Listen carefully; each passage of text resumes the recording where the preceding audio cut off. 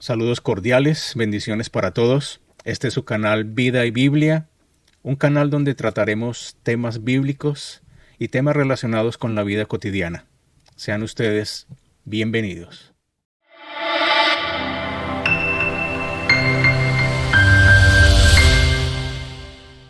Capítulo 5. El espiritismo antiguo y moderno. Religión, el espiritismo. Organización y naturaleza. Hay muchas ramas distintas que practican el ocultismo, el consultar a los espíritus, incluso a los de los muertos. La Asamblea General Internacional de Espiritistas procura unificar diversas organizaciones y grupos independientes. Pero el espiritismo también se practica en otras iglesias y organizaciones, como las del movimiento de la Nueva Era, que no se llaman espiritistas. Origen. Es imposible citar la fecha del origen del espiritismo. Desde tiempos antiguos se practicaba en varias partes del mundo. Se observa a través de los tiempos bíblicos. Se practica desde tiempos remotos en varias formas del animismo en muchas tribus.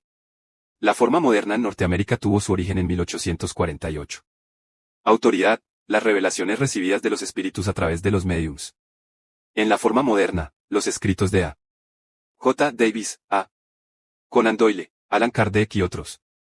Teología. Se adapta según el ambiente donde se encuentre, desde el animismo de pueblos primitivos o el misticismo oriental hasta formas que se llaman cristianas. Puede ser politeísta, cree en muchos dioses, panteísta, cree que Dios es todo lo que existe, o monoteísta, cree en un solo Dios. Atracción especial. El supuesto conocimiento de la vida de ultratumba. La oferta de consuelo en la comunicación con los familiares difuntos. Sanidad para los enfermos. Revelación del futuro y dirección para la vida. Poder sobrenatural. Venganza contra los enemigos mediante los hechizos. Aspectos históricos. No se ha hallado en ti quien haga pasar a su hijo o su hija por el fuego, ni quien practique adivinación, ni agorero, ni sortílego, ni hechicero, ni encantador, ni adivino, ni mago, ni quien consulte a los muertos. Deuteronomio 18, 10, 12. Origen. El texto antes citado nos da un resumen de lo que es el espiritismo y nos hace ver que es muy antiguo. En la época de Moisés estaba muy desarrollado. Esas prácticas siguieron a través de los siglos. Con la extensión del cristianismo se vio menos espiritismo, pero el ocultismo siguió como base de algunas de las religiones orientales. En el Nuevo Mundo, dondequiera que se imponía la religión cristiana como obligación, la mayor parte de las tribus conquistadas retenía sus antiguas creencias y las unía a la religión cristiana. La idolatría honraba a los demonios con quienes el pueblo se comunicaba. Moisés dijo, sacrificaron a los demonios, y no a dioses que no habían temido vuestros padres. Deuteronomio 32, 17. Véanse Salmo 106, 37 y 1 Corintios 10 y 20. Los espiritistas creen que los espíritus con los cuales se comunican son almas de los muertos. En cambio, la Biblia nos hace saber que son espíritus engañadores, o sea demonios que se hacen pasar por los difuntos para apartar a los hombres de Dios y tenerlos bajo su propio control. 1 Timoteo 4, 1 nos hace comprender que el resurgimiento del espiritismo y su crecimiento increíble en el siglo XX es el cumplimiento de una de las señales de los últimos tiempos. Desarrollo multiforme. Las muchas formas del espiritismo hoy son consecuencia de su facilidad de adaptarse al ambiente religioso y cultural donde se encuentra. Formaba parte de las religiones antiguas de Egipto, Babilonia, India y China y del animismo en varios continentes. La teosofía, el yoga y el movimiento de la nueva era contienen un espiritismo nacido del misticismo oriental. En Haití se ve el budismo violento y primitivo traído por los esclavos desde las selvas africanas. En Cuba hay una gran variedad, desde la hechicería de los santeros hasta la forma refinada que pretende trabajar por obra del Espíritu Santo y se cree cristiana. Tanto en esta nación como en muchas otras partes de América Latina, el espiritismo se ha adaptado al catolicismo romano y emplea en sus ritos la cruz y las imágenes de los santos y de la Virgen María. En Brasil está muy arraigado y extendido el espiritismo. Se ha convertido en la fuerza predominante en la amalgama entre el animismo africano y el catolicismo. Mientras tanto, en Guyana se manifiesta en el culto a las sirenas. Estas, según su creencia, habitan en los ríos y en el mar. A pesar de tener fuentes tan antiguas, el espiritismo de los Estados Unidos afirma que tuvo su origen en el año 1848. Esta fecha corresponde a un periodo de gran apostasía e incredulidad.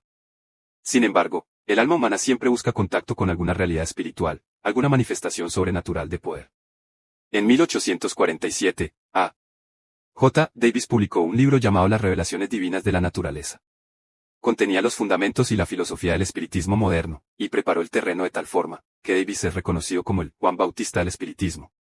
Pero el honor de ser las escogidas de los espíritus para dar principio a esta nueva dispensación, que empezó en 1848, les corresponde a dos niñas, Margarita y Kate Fox. Su hogar de Hydesville, Nueva York, es considerado como el Belén del espiritismo moderno. Se dice que las hermanitas Fox desarrollaron un sistema para comunicarse con un duende que frecuentaba la casa paterna. Le hacían preguntas y el espíritu les contestaba mediante golpecitos de acuerdo con el sistema telegráfico que habían ideado. Según confesaron públicamente y por escrito 40 años más tarde, todo empezó como una broma. Las niñas mismas hacían los golpecitos e inventaban los mensajes del espíritu de un asesinado que frecuentaba la casa. Pero una hermana mayor se unió con ellas en el engaño y las amenazaba cuando querían revelar el secreto. La popularidad de estas manifestaciones del mundo espiritual aumentó tanto que las hermanas se encontraron atrapadas en su propio fraude. Confesarlo hubiera sido exponerse a la ira de la multitud de personas engañadas por ellas. Por tanto, aquí tenemos el extraño caso de las muy veneradas fundadoras de una religión moderna que no creían en ella. Pareciera que su confesión pública sería un golpe mortal para el espiritismo, pero para entonces se había hecho tan fuerte que no había cómo detenerlo. Había empezado como una broma, pero se había transformado en un engaño peor que el original. Ahora los espíritus engañadores se les manifestaban verdaderamente a los que se rendían al control demoníaco. Mientras tanto, gran número de personas miraba todo el asunto como un entretenimiento muy divertido. En sus fiestas se ponían a mover mesas con el poder de la mente, o consultaban a los espíritus con las tablas de espiritista. Para esto apoyaban los dedos sobre una tablita y hacían una pregunta. La tablita se movía hacia las letras en una tabla mayor hasta deletrear la respuesta. Algunos que al principio solo buscaban en el espiritismo un entretenimiento, se convencieron de que eran ciertas las manifestaciones de los espíritus.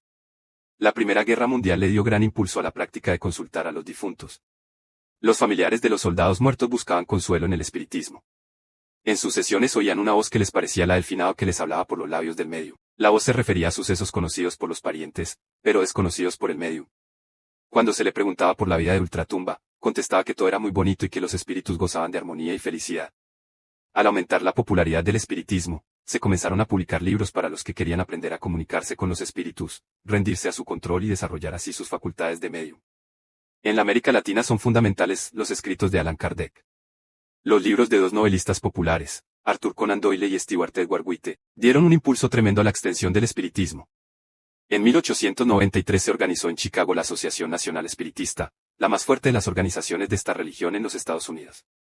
Tiene un seminario para la preparación de sus ministros y también da cursos por correspondencia. A fin de fomentar la unidad del movimiento, se organizó en 1936 un cuerpo cooperativo llamado Asamblea General Internacional de Espiritistas. Esto no nos da el cuadro completo de la fuerza del espiritismo, porque numerosos grupos no pertenecen a ninguna organización, y millares de personas que son miembros de otros grupos religiosos también practican el espiritismo. Varias cosas han llevado a millones de norteamericanos a comunicarse con los espíritus a un nivel personal. El estar drogado ha puesto a muchos bajo la influencia de espíritus engañadores. El yoga y la meditación trascendental que se fomentan en muchas escuelas como medio de librar de la tensión nerviosa producen un estado alterado de conciencia, en el cual la mente está dispuesta a comunicarse con los espíritus. Las manifestaciones del espiritismo. Alicia Luce, en su libro Probar los espíritus, menciona 7 formas de espiritismo mencionadas en la Biblia. Veamos en ellas cómo la práctica actual de esa religión diabólica se asemeja a la práctica de los tiempos bíblicos. La adivinación y la pronosticación. La adivinación y pronosticación consisten en predecir sucesos futuros o descubrir cosas secretas. Puede ser por comunicación directa con seres espirituales, o mediante señales o agüeros. En Génesis 44:5, el siervo de José menciona una copa para adivinar. Algunos médiums usan hoy un vaso de agua o una bola de cristal en los cuales dicen ver revelados los sucesos futuros. Primera Samuel 28:8 y Hechos 16:19 hablan de un espíritu de adivinación que operaba a través de una persona. Eso es idéntico a las manifestaciones de los espíritus en los médiums de hoy. Oseas 4:12 habla de la consulta a los ídolos y las respuestas. Esto sucede ahora en el trabajo de los santeros y espiritistas. Ezequiel 9:21 cuenta cómo el rey de Babilonia practicaba la adivinación, sacudiendo saetas, consultando a ídolos y mirando el hígado de una ave sacrificada. Hoy también se mira el hígado de la ave sacrificada. Otras formas modernas de adivinación son las de tirar las barajas para ver cómo caen, cartomancia, leer las hojas de té en el fondo de la taza, usar la tabla espiritista, y leer la suerte en la palma de la mano del cliente, la quiromancia. La astrología, aunque no conectada con el espiritismo, presenta otra forma de adivinación o pronosticación. Sirve al mismo fin diabólico de apartar al hombre de la dirección divina para ponerlo bajo el control de otros consejos. Millares no se atreven a emprender ningún negocio sin antes consultar su horóscopo para ese día. En cambio, la vida de los cristianos es dirigida por un padre amante y no es juguete de las influencias astrales. La curiosidad humana lleva a muchos a consultar sobre su suerte, pero recordemos que la Biblia condena severamente la adivinación y la pronosticación. Dios las prohíbe y las clasifica entre las prácticas paganas abominables para él. Levítico 7:26, 31, 8 y 22, 23, 26, 27. El castigo para esas prácticas era la muerte. La necromancia. La necromancia se representa como comunicación con los muertos y la revelación por este medio de misterios y sucesos del futuro. También se llama nigromancia, que significa magia negra. Lo que ocurrió en la visita de Saúl a la adivina es tema de gran controversia. Los espiritistas toman este caso en 1 Samuel 28, 3, 20 como aprobación divina para las consultas a los muertos y prueba de que los muertos se presentan realmente. Algunos comentaristas evangélicos creen que el espíritu que se presentó no era Samuel, sino una personificación de él. Se basan en la prohibición de Dios sobre la comunicación con los muertos. Otros creen que la mujer estaba acostumbrada a tratar con los espíritus engañadores, pero en esta ocasión, para gran sorpresa suya, Dios envió al mismo Samuel. Atribuyen el miedo de la adivina a que esta manifestación era diferente a las usuales. Creen que Samuel se presentó, no porque la adivina tuviera poder para hacerlo venir, sino porque Dios le iba a dar a Saúl un último mensaje para mostrarle que ni la necromancia podía ayudarlo, porque se había rebelado contra él. Cualquiera que sea el caso, lo cierto es que Dios prohíbe y condena la necromancia, Deuteronomio 18, 10, 12, Isaías 8 y 19. El colmo de los pecados de Saúl fue este acto de consultar a una medium en vez de arrepentirse y buscar a Dios. Eso le acarreó el juicio divino, 1 Crónicas 10 y 13, 14. En los tiempos actuales, la necromancia toma varias formas. A veces el medium es el único que ve al espíritu que se presenta, como en el caso de Samuel y Saúl. En este caso es él quien recibe el mensaje y se lo transmite al cliente. La descripción que hace de la persona y la naturaleza del mensaje lo convencen de lo genuino de la aparición. En otros casos, hay una materialización, o sea, el espíritu se presenta en forma visible para todos los presentes. Algunas de estas materializaciones se atribuyen a lo que llaman ectoplasma, la sustancia de vida espiritual, que sale de la boca o de otra parte del cuerpo del medium y toma una forma nebulosa parecida a la de la persona fallecida a quien se consulta. A veces ni el medium ni el cliente ven al espíritu, pero este toma posesión del medium y habla a través de él. La ventriloquia. La ventriloquia es el arte de modificar la voz de manera que parezca venir de lejos, imitando la de otras personas o diversos sonidos. Se practica legítimamente en el mundo del espectáculo. Ha servido también a algunos charlatanes o farsantes en el espiritismo para explotar a su clientela. Sin embargo, respecto a las manifestaciones de los espíritus, este vocablo se refiere a la rendición de la lengua y las cuerdas vocales a un espíritu, Isaías 8 y 19, 29, 4. A veces el medium cae en un trance, o estado hipnótico, y está totalmente inconsciente de lo que sucede mientras el espíritu toma control de sus labios, lengua y cuerdas vocales y conversa con los que han pedido la consulta. La voz es idéntica a la del difunto a quien el espíritu representa y afirma ser. Lo que dice revela un conocimiento íntimo de toda la vida de esta persona, que el medium no puede haber tenido. A veces las propias facciones del medium parecen transformarse hasta presentar la misma apariencia y expresión del difunto. Los clientes quedan convencidos de que están conversando en realidad con sus seres queridos. Varios ex-mediums después de su conversión al Evangelio han relatado cómo los demonios personifican así a los difuntos. Leemos en el Nuevo Testamento sobre demonios que tomaban posesión de las personas y hablaban a través de ellas cosas que se hallaban más allá del conocimiento del poseso. Hechos 16, 16, 18, Marcos 5, 2, 12. Un estudio de los pasajes bíblicos que tratan de los demonios nos convence de que son los espíritus que operan a través de los médiums y se hacen pasar por difuntos. Los hombres pueden registrar en forma permanente los hechos contemporáneos a fin de referirse a ellos en el futuro. Pueden hacerlo con su memoria o mediante registros escritos, filmados o grabados en cinta magnética. ¿Acaso no podrán hacer cosas semejantes los seres inteligentes que pueblan la esfera espiritual que nos rodea? No podrán consultar sus propios archivos, cualquiera que sea su sistema, para realizar el trabajo que su jefe les encomienda. Con frecuencia los espíritus se presentan como personajes que lograron el éxito en otra época y ahora se ponen a disposición de la persona para aconsejarla en su especialidad. A lo mejor, un comerciante está muy contento porque un economista europeo del siglo XIX le da consejos sobre sus negocios.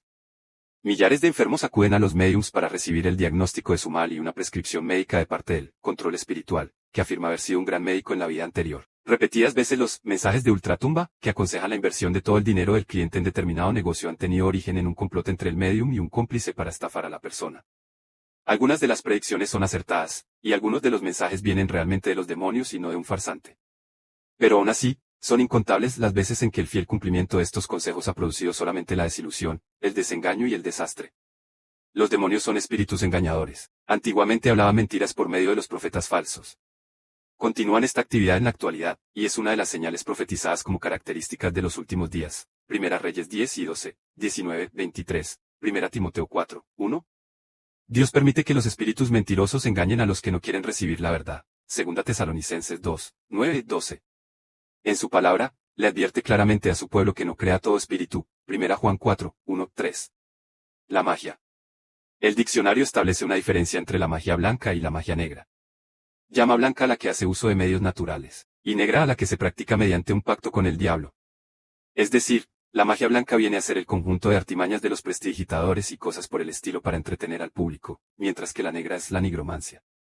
Sin embargo, entre los espiritistas, se le da el nombre de magia blanca a la que se usa para ayudar a las personas, y el de magia negra a la que se emplea para hacerles daño. En este caso, ambas consisten en un trabajo hecho bajo el control de los espíritus. Según ellos, los espíritus de luz hacen trabajos buenos a través de los médiums, mientras que los espíritus oscuros ejecutan el mal, poniendo maldiciones sobre las personas. La magia se practicaba en las religiones paganas de los tiempos bíblicos. Recordemos cómo los magos de Faraón imitaron los milagros de Moisés, Éxodo 7 y 11.